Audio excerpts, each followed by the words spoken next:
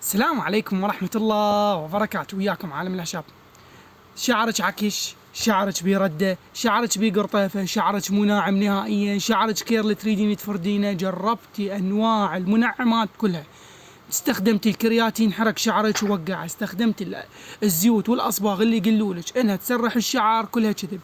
اليوم جبت لك حنة إماراتية، يعني صار لي 7 سنوات أشتغل بيها، حتى لأصحاب الصالونات ننطيها. الحنة الإماراتية أولا معالجة للشعر، مغذية للشعر، بنفس الوقت مسرحة. أنطيش ضمان بيها، أول استخدام إذا ما سرحت شعرك وخلته أنعم من الماي فلوسك ترجع لك والله العظيم.